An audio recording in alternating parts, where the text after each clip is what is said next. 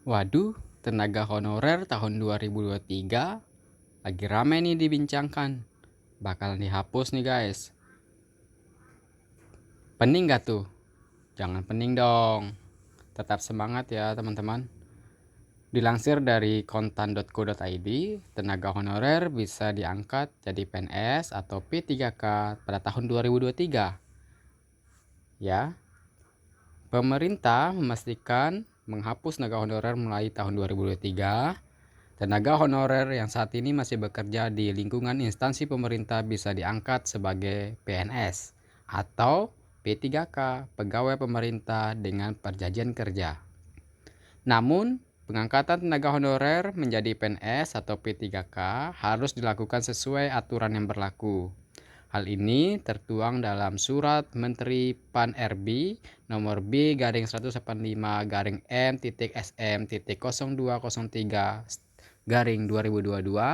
tentang status kepegawaian di lingkungan instansi pemerintah pusat dan daerah yang ditandatangani oleh Cahyo pada 31 Mei 2022. Dalam surat tersebut, Menteri Pendayagunaan Aparatur Negara dan Reformasi Birokrasi atau Pan-RB Cahyo Kumolo menghimbau para pejabat pembina pegawaian atau PPK, instansi pemerintah baik kementerian atau lembaga maupun pemerintah daerah untuk menentukan status kepegawaian pegawai non-aparatur sipil negara ASN paling lambat 28 November 2023.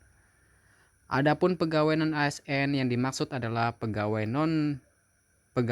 negeri sipil PNS dan P3K dan ex tenaga honorer kategori THK 2. Agar pejabat pembina pegawai menyusun langkah strategis menyelesaikan pegawai non-ASN yang tidak memenuhi syarat atau tidak lulus seleksi calon PNS maupun calon P3K sesuai ketentuan peraturan perundang-undangan sebelum batas waktu dan tanggal 28 November 2023, ujar Cahyo dalam rilis Kementerian Pan-RB pada hari Jumat tanggal 3 bulan 6 tahun 2022. Cahyo juga menambahkan, instansi pemerintah yang membutuhkan tenaga lain seperti pengemudi, tenaga kebersihan, dan satuan pengaman dapat dilakukan melalui tenaga alih daya atau outsourcing oleh pihak ketiga. Jadi, PPK pada K-L-D tetap bisa mempekerjakan outsourcing sesuai kebutuhannya, bukan dihapus serta-merta, ujarnya. Pengangkatan pegawai melalui pola outsourcing, maksud saya, sesuai kebutuhan diharapkan dilakukan dengan mempertimbangkan keuangan dan sesuai dengan karakteristik masing-masing. Menteri Pan-RB menerangkan penyelesaian pegawai non-ASN, non-PNS, dan non-PP3K dan THK 2 ini merupakan amanat dari Undang-Undang Nomor 5 Tahun 2014 tentang ASN. Pasal 96 ayat 1 Peraturan Pemerintah Nomor 49 Tahun 2018 tentang manajemen pegawai pemerintah dengan perjanjian kerja pun menyebutkan bahwa pegawai non-ASN yang bertugas di instansi pemerintah dapat diangkat menjadi P3K apabila memenuhi persyaratan dalam jangka waktu paling lama 5 tahun sejak PP tersebut diundangkan. PP nomor 4 2018 diundangkan pada 28 November 2018.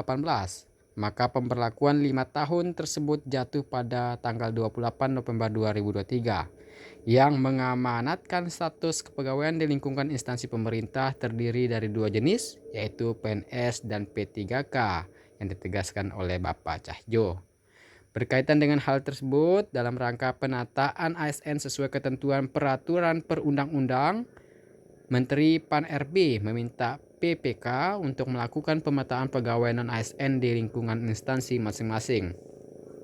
Dan bagi pegawai non-ASN yang memenuhi syarat dapat diikutsertakan atau diberikan kesempatan mengikuti seleksi calon PNS maupun P3K, ujarnya. PP Manajemen P3K mengamanatkan PPK dan pejabat lain di instansi pemerintah dilarang mengangkat pegawai non-ASN untuk mengisi jabatan ASN. Dengan demikian, PPK diamanatkan menghapuskan jenis kepegawaian selain PNS dan P3K di lingkungan instansi masing-masing dan tidak melakukan perekrutan pegawai non-ASN. Cahyo menegaskan bahwa amanat PP ini justru akan memberikan kepastian status kepada pegawai non-ASN untuk menjadi ASN karena ASN sudah memiliki standar penghasilan atau kompensasi. Sedangkan dengan menjadi tenaga alih daya atau outsourcing di perusahaan, sistem pengupahan tunduk kepada Undang-Undang Ketenagakerjaan, di mana ada upah minimum regional, upah minimum provinsi, UMR atau UMP. Kalau status honorer tidak jelas, kalau statusnya honorer tidak jelas, standar pengupahan yang mereka peroleh jelas ya Jo. Baik teman-teman,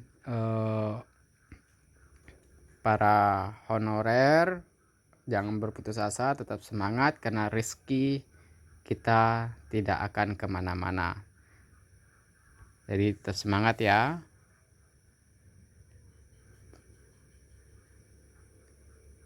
Konten lainnya akan saya update.